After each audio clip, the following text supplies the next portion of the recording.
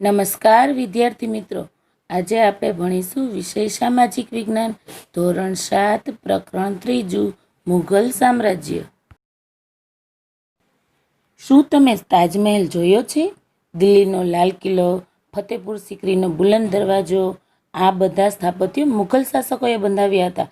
મુઘલ શાસનની સ્થાપના પહેલા સલ્તનત યુગનું શાસન હતું, ઉપરાંત કેટલાક રજપૂત રાજ્ય પણ હતા। આપણે જોઈએ મુઘલ સલ્તનતની સ્થાપના। ભારતમાં મુઘલ સામ્રાજ્યની સ્થાપના ઈસવીસન 1526માં બાબરે કરી હતી। તેનું મૂળ નામ ઝહીરુદ્દીન મોહમ્મદ બાબર હતું। બાબર અને ઇબ્રાહિમ લોદી વચ્ચે પાણીપતનું યુદ્ધ થયું 20મી એપ્રિલ 1526ના રોજ, જેને પાણીપતનું પ્રથમ યુદ્ધ તરીકે ઓળખવામાં આવે છે। બાબરે આ યુદ્ધમાં તોપનો ઉપયોગ કરી ઇબ્રાહિમ લોદીને હરાવ્યો અને ભારતમાં મુઘલ સામ્રાજ્યની સ્થાપના કરી। મુઘલ શાસકોમાં બાબર, હુમાયું, અકબર, જહાંગીર, શાહજહાં અને ઔરંગઝેબનો સમાવેશ થાય છે। બાબર કુશાગ્ર, બુદ્ધિવાળો અને શક્તિશાળી યોદ્ધા હતો। તે ફારસી અને અરબી ભાષાનો જાણકાર, પ્રકૃતિ પ્રેમી અને લેખક હતો। તેણે તેની આત્મકથા તુઝુકે બાબરી એટલે કે બાબરનામા લખી હતી। તે વિશ્વ સાહિત્યની પ્રસિદ્ધ કૃતિ છે। હવે જોઈએ હુમાયું। ઈસવીસન 1530માં દિલ્હીની ગાદી પર બેઠો। હુમાયુંનો અર્થ છે નસીબદાર થાય છે, પરંતુ તેણે જીવનમાં અનેક મુશ્કેલીઓનો સામનો કરવો પડ્યો હતો। તેણે ગુજરાતના સુલતાન બહાદુર શાહ અને બિહારના શક્તિશાળી શાસક શેરશાહ સાથે યુદ્ધો થયા। કનૌજના યુદ્ધમાં શેરશાહે હુમાયુંને હરાવી તેને ભારતની બહાર હાંકી કાઢ્યો। હુમાયું બાદશાહમાંથી બેરોજગાર બની ગયો અને ઈરાન ચાલ્યો ગયો, પરંતુ થોડા વર્ષો બાદ ફરી ભારત પર ચડી આવ્યો। ઈરાનના શેરશાહની મદદથી ઈસવીસન 1545માં તેણે કાબુલ અને કંદહાર જીતી લીધા, તેમજ ઈસવીસન 1555માં ભારત પર પુનઃ પોતાની સત્તાની સ્થાપના કરી। હુમાયું તેના પિતાની જેમ જ વાંચન અને લેખનનો શોખીન હતો। તેણે દિલ્હી પાસે દિનપનાહ નામનું નગર વસાવ્યું હતું। સાંજની પ્રાર્થનાનો સમય થતાં વાંચનાલયમાંથી ઝડપથી પગથિયાં ઉતરતા પડી જવાથી તેનું અવસાન થયું। હવે આપણે જોઈએ શેરશાહ સૂરી। શેરશાહ અફઘાન વંશનો મુસ્લિમ હતો। તેનું મૂળ નામ ફરીદ ખાં હતું। હુમાયુંને હરાવી ભારત પર પોતાની સત્તા સ્થાપી હતી। તે સુધારક અને ન્યાયપ્રિય શાસક હતો। ડાકુ લૂંટારાઓને અંકુશમાં લઈ તેણે રાજ્યમાં શાંતિની સ્થાપના કરી, નવી ટપાલ પદ્ધતિ ઊભી કરી। તેને વેપારીઓ અને યાત્રાળુઓ સાથે ધર્મશાળાઓ બંધાવી હતી। રૂપિયાનું ચલણ પણ શરૂ તેણે જ કરાવ્યું હતું। વિશાળ સેના નિર્મિત કરી હતી। તેણે એક મહાન રાજમાર્ગ ગ્રાન્ડ ટ્રંક રોડનું નિર્માણ કરાવ્યું હતું, જે બંગાળ અને ઉત્તર ભારત સુધી વિસ્તરેલ હતો। શેરશાહ ઈસવીસન 1545માં તોપનું નિરીક્ષણ કરતા હતા ત્યારે અકસ્માત થવાથી મૃત્યુ પામ્યા। તેના મૃત્યુ પછી તેના જેવો કોઈ શક્તિશાળી શાસક ગાદી પર આવ્યો નહીં। પરિણામે ઈસવીસન 1555માં હુમાયુએ દિલ્હી અને આગ્રા પર આક્રમણ કરી અફઘાનોને હરાવીને પુનઃ મુઘલ સામ્રાજ્યની સ્થાપના કરી। અકબર રાજા તરીકે ભારતના ઇતિહાસમાં ગણનાપાત્ર સ્થાન ધરાવે છે, જેનો જન્મ ઈસવીસન 1542માં અમરકોટના હિન્દુ રજપૂત રાજાના ઘરે થયો હતો। હુમાયુના અવસાન બાદ માત્ર 14 વર્ષના વયે જ દિલ્હીનો બાદશાહ બન્યો હતો। હુમાયુના અવસાન બાદ અકબર અને હૈમુ વચ્ચે પાણીપતનું બીજું યુદ્ધ થયું, જેમાં અકબરનો વિજય થયો હતો। અકબરે પંજાબથી બંગાળ અને દિલ્હીથી ગુજરાત સુધીના મોટા ભાગના રાજ્ય સ્થાપિત કર્યું હતું। અકબર અને મેવાડના રાણા પ્રતાપ વચ્ચે બહુ જ જાણીતું હલ્દી ઘાટીનું યુદ્ધ થયું હતું। અકબરે કાબુલ, કાશ્મીર, બલુચિસ્તાનથી દક્ષિણમાં અહેમદનગર સુધી પોતાની વિજય યાત્રા કરી વિશાળ સામ્રાજ્યનું સર્જન કર્યું હતું। અકબરે ફતેપુર સિકરીને પોતાની રાજધાની બનાવી અને અનેક ભવનોનું નિર્માણ કરાવ્યું હતું। અકબરે હિન્દુઓ પ્રત્યે ઉદાર નીતિ અપનાવી રજપૂતો સાથે સામાજિક સંબંધોની શરૂઆત કરી હતી। તેણે રજપૂતોની સેનામાં ઉચ્ચ પદો પર નિમણૂક કરી હતી। રજપૂતોને પણ પોતાની વીરતા અને સાહસના અકબરને ભારત વિજય માટે ખૂબ જ મદદ કરી હતી। અકબર બિનસાંપ્રદાયિક રાજા હતો। અકબરે બધા ધર્મોને ઉત્તમ તત્વોને એકઠા કરી દીન ઇલાહી નામની સંપ્રદાયની સ્થાપના કરી હતી। તેણે રામાયણ, મહાભારત, અથર્વવેદ, પંચતંત્ર અને બાઇબલ, કુરાન જેવા મહાન ગ્રંથોનું અનુવાદ ફારસીમાં કરાવ્યું હતું। અકબર સમાજ સુધારક હતો। તેણે બાળ લગ્ન અને સતી પ્રથાનો વિરોધ કર્યો હતો। તેણે યાત્રાવેરો નાબૂદ કર્યો અને બળજબરીપૂર્વક ધર્માંતર પર પ્રતિબંધ મૂક્યો હતો। અકબરના સમયનું ભારત આર્થિક રીતે સમૃદ્ધ હતું। તેણે સામાજિક સહિષ્ણુતાનો યુગનો પ્રારંભ કરાવ્યો હતો। ઈસવીસન 1605માં તેનું અવસાન થયું અને ત્યારે મોટાભાગનું ભારત મુઘલ સામ્રાજ્યમાં સમાવિષ્ટ હતું। હવે આપણે જોઈએ જહાંગીર। અકબરે સ્થાપાયેલા મહાન સામ્રાજ્યને સવાનો વારસો જહાંગીરને મળ્યો હતો। તેણે અકબરની નીતિઓને ચાલુ રાખી હિન્દુઓ સાથે સારા સંબંધો સ્થાપિત કર્યા। તેણે અસમ અને દક્ષિણ ભારતમાં ગોલકોંડા સુધી વિજય મેળવ્યા હતા. તેમની પત્ની નૂરજહાં ચતુર અને પ્રતિભાશાળી હતી. તેણે અનેક કલાઓને પ્રોત્સાહિત આપ્યું હતું. જહાંગીરના સમયમાં ચિત્રકળાને ખૂબ જ વિકાસ થયો હતો. તે પોતે પણ એક મહાન ચિત્રકાર હતો. ઈસવીસન 1626માં જહાંગીરનું અવસાન થયું અને તેનો પુત્ર શાહજહાં ગાદી પર આવ્યો. હવે જોઈએ શાહજહાં. શાહજહાંનું હુલામણું નામ ખુર્રમ હતું.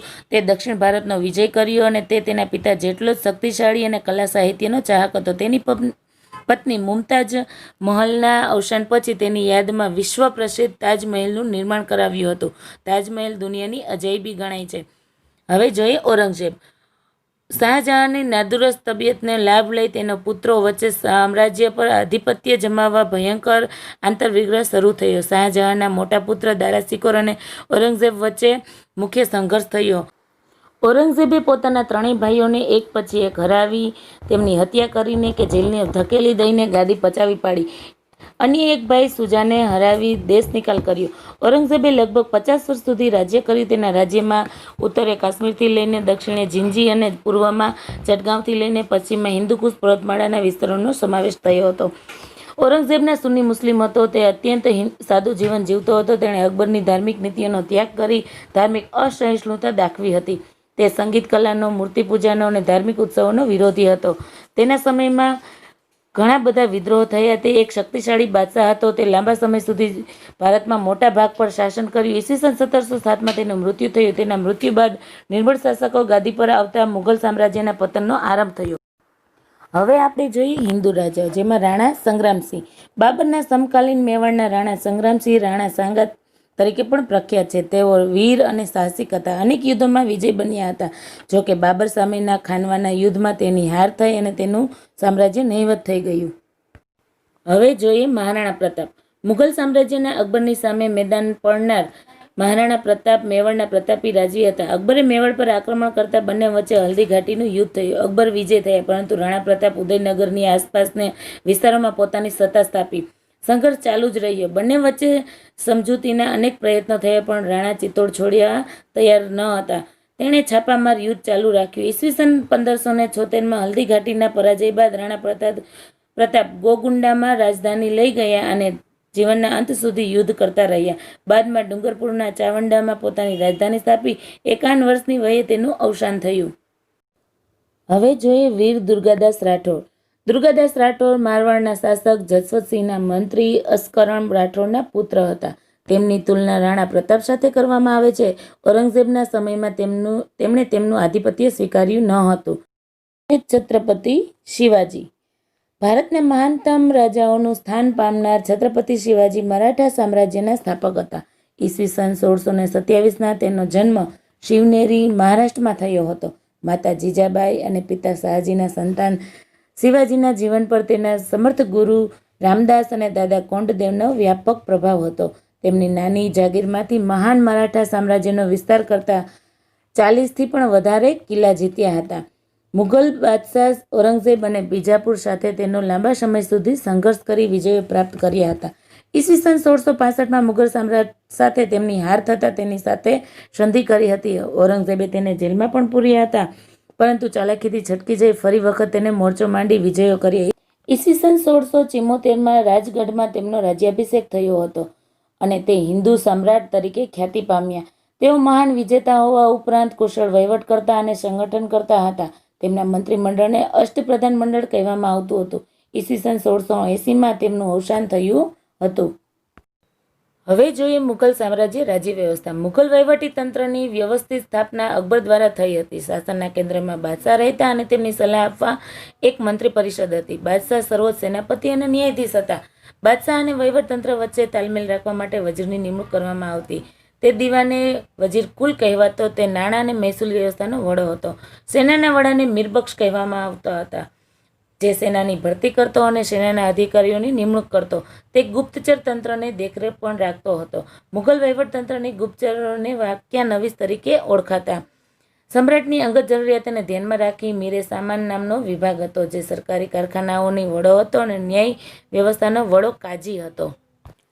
હવે જોઈએ મહેસૂલી વ્યવસ્થા. અકબરે ભારતમાં એક નવી જ મહેસૂલી વ્યવસ્થાને આરંભ કર્યો હતો, જેને મનસબદારી વ્યવસ્થા તરીકે ઓળખવામાં આવતી. મહેસૂલનો દર વાર્ષિક ઉપજના 1/3 ભાગ જેટલો હતો. અકબરની મહેસૂલી વ્યવસ્થાનો સ્થાપક ટોડરમલ હતો.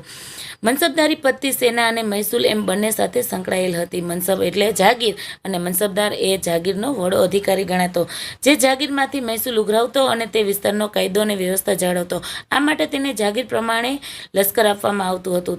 તેના વિસ્તારનો વડો ન્યાયાધીશ પણ ગણાતો. તેની નિયત સમયે બદલી કરવામાં આવતી હતી. મુઘલ મનસબદારી વ્યવસ્થા વિશ્વની અનોખી હતી. તે વિશ્વના સૌથી વધારે વેતન ધરાવતી હતી. હવે જોઈએ મુઘલ સમયની સંસ્કૃતિ એટલે કે મુઘલકાલીન સંસ્કૃતિ. મુઘલ યુગમાં ભારતીય સંસ્કૃતિનો બહુમુખી વિકાસ થયો હતો.